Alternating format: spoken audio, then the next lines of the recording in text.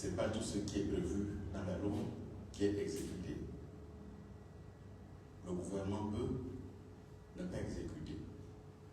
Et le Parlement, qui représente le peuple, peut entendre la voix du peuple et demander que ce soit pas exécuté. Et il peut y avoir une loi de finances rectificative pour changer ça. Je dis encore une fois, pardonnez-moi l'expression, on ne va pas emmerder le monde pour 2 milliards 800 millions qu'on peut trouver en renonçant à un voyage. Il lui suffit de ne pas aller en déplacement aux États-Unis une seule fois. Il a les 2 milliards 800 à mettre dans les caisses de l'État.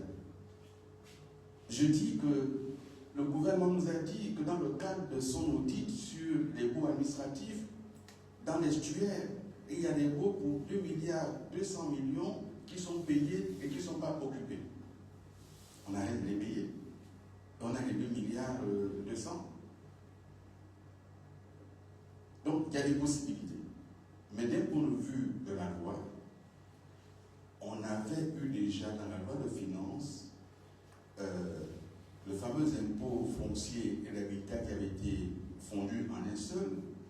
Et je vous ai dit que le gouvernement auquel j'appartenais à l'époque avait fait le choix de ne pas récolter cet impôt parce que les mécanismes étaient injustes.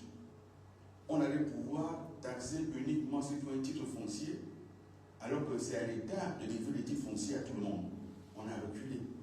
Et donc, un gouvernement du peuple doit pouvoir reculer quand il entend la voix du peuple. Mais je sais qu'eux, ils font le passage en force. Mais qu'ils continuent. On se retrouvera tous devant. Parce que si ça continue comme ça, c'est devant qu'on va se retrouver.